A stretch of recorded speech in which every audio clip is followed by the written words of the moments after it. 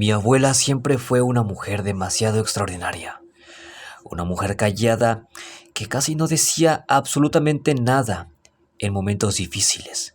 Con la sola mirada podía decirnos qué es lo que pensaba, qué es lo que sentía y cuáles eran las órdenes que se tenían que dar en ese mismo momento. Ella vivió una época dura. Mi familia éramos de origen belgas. Mi abuela, al vivir en Bélgica, en plena Primera Guerra Mundial, nos contaba relatos sumamente aterradores, historias reales sobre la brutalidad que fue la Primera Guerra Mundial. Nos contaba con lujo y detalle cómo los soldados alemanes ingresaban a las aldeas, saqueaban todo, comida, pero también a las personas de allí.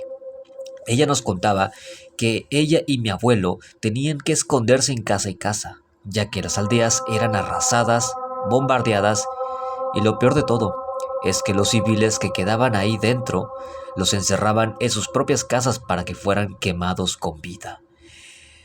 Y cuando la aldea se quedaba sin comida, si tenías suerte, eras ejecutado. Pero si no la corrías, pues básicamente el ejército alemán te arrastraba. No te llevaba a la guerra como un prisionero, o te obligaban a que hicieras actos horribles en contra de la humanidad, sino que te obligaban a comer carne humana, o más bien, tú eras la comida en los peores casos. Como la comida era lo último que escaseaba, como ya no había nada que comer, mi abuela nos platicaba que ella y mi abuelo tenían que pasar inviernos crudos, no tenían nada que comer más que las puras ratas de las trincheras. Bélgica, al igual que toda Europa, se había convertido en un enorme cementerio, donde los únicos cadáveres que quedaban allí eran las personas que tú platicabas en tu momento de soledad. Pues así fue cuando mi abuela comenzó a tener alucinaciones, delirios. Y sí, es entendible. Hablar de la Primera Guerra Mundial es algo completamente difícil, y más para alguien de la tercera edad que vivió esos brutales acontecimientos históricos. Sin embargo, mi abuelo ya no vivió para contar y constatar lo que mi abuela decía, porque mi abuelo perdió la vida hace mucho tiempo, y mi abuela deliraba durante las madrugadas, decía que lo veía allí. Decía que mi abuelo siempre la visitaba por las noches durante las madrugadas de invierno. Bélgica se había reconstruido después de la Primera y Segunda Guerra Mundial, pero mi abuela, pese a todo el calvario que había vivido en esas horribles décadas, decía que mi abuelo siempre la acompañaría pase lo que pase. Y ahora en que estamos en esta nueva década, en los 2020 o 2026, mi abuela continuaba diciendo que mi abuelo seguía allí, vigilándola en la oscuridad. Tanto fue así que una vez, durante la madrugada, escuchamos un ruido extraño en la cocina. Mi familia decidió investigar y yo bajé junto con ellos. La sorpresa fue de que estaba mi abuela tratando de comerse su brazo. Sus manos le temblaban.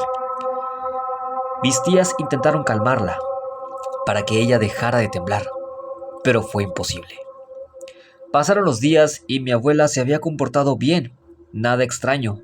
Incluso habíamos llamado a varios psicólogos o varias personas de la salud mental.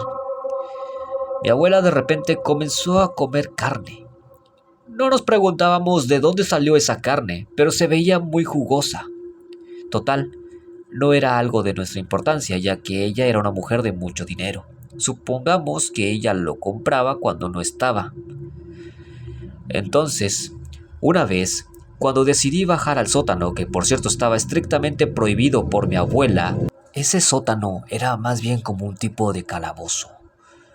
Un sótano extremadamente grande para una casa tan antigua y moderna de aquellos años de la Bélgica moderna y de la clásica. Porque sí, era una de esas casas enormes de gente adinerada. Pero el sótano llamaba demasiado la atención, porque pasaron los días y la policía local comenzó a investigar unas extrañas desapariciones de gente que se había extraviado durante la noche. Cuando ingresamos a ver el sótano, nos dimos cuenta, mi familia y yo, de que la carne que yacía colgada allí no era carne de res o de cerdo. Nos dimos cuenta que también habían rastros de zapatos, de ropa, y lo peor de todo es que había restos de cabello incrustados en esos pedazos de carne. Lo que más llamó la atención y lo que fue demasiado obvio es que habían restos óseos, huesos esparcidos por este sótano, lo que rápidamente nos alertó de que mi abuela estaba cometiendo una clase de canibalismo. Pero lo que más nos perturbó fue que encontramos otro hallazgo. Mi abuela no solamente se había convertido en una caníbal, porque abajo, entre todos los huesos, había una libreta, y reconocimos la letra, y lo más triste fue que la letra era de mi abuela. En esa libreta decía cómo cocinar la carne, cuánta era la concisión de sal y de especias que necesitaba para que supiera más jugosa y azucarada, ya que mi abuela acostumbraba a comer demasiada carne en su juventud con tanta sal y con tanto porcentaje de azúcar. Pero también en el centro del sótano había una estatua de un demonio. Una estatua que no recuerdo mucho el nombre de este ser, pero es algo así como Abal, o algo parecido. Es el nombre de un poderoso demonio. Varios de mis familiares entraron en pánico y llamaron a la policía. Y ya cuando mi abuela fue arrestada, mientras que otros lloraban y yo me aguantaba las ganas de vomitar, nos hacíamos la pregunta de cómo era posible que una ancianita pudiera haber hecho estos actos tan atroces, cometer canibalismo y desmembrar cuerpos humanos. Mi abuela, ya cuando fue arrestada, confesó sus delitos. Ella había cometido esos actos de canibalismo. Alrededor fueron 10 víctimas de diferentes aldeas. Ella confesó que también hacía esto por un ritual satánico. Pero lo que más llamó la atención es de que ella escuchaba voces en su cabeza y revivía nuevamente ese trauma de la Primera Guerra Mundial, cuando ella pasaba semanas sin comer, abrazando cadáveres de los que eran sus vecinos.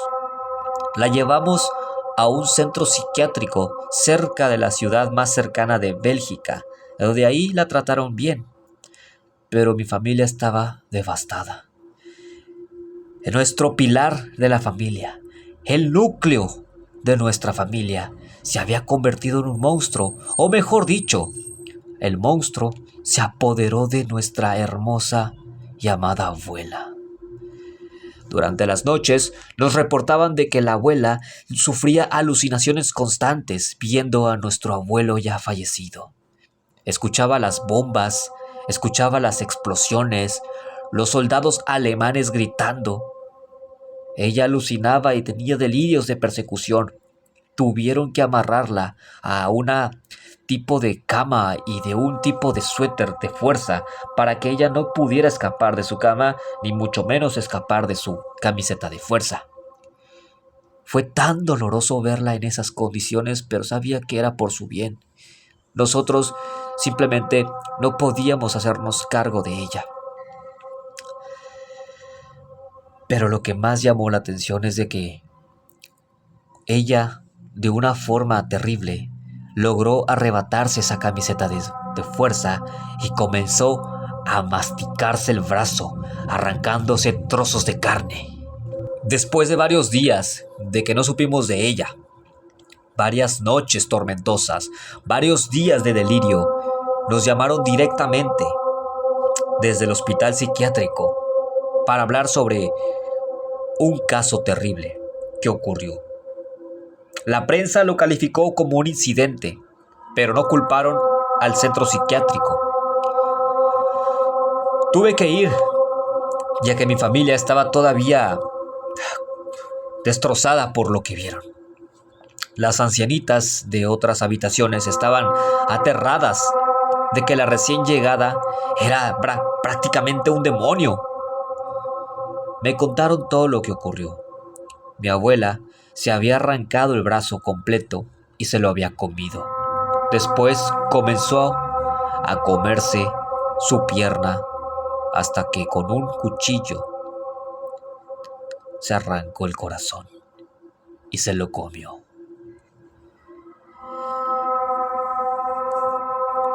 Y esta fue la historia de una mujer que vivió una terrible pesadilla en su infancia o cuando era aún más joven, y que los pasados tormentosos nunca pueden borrarse.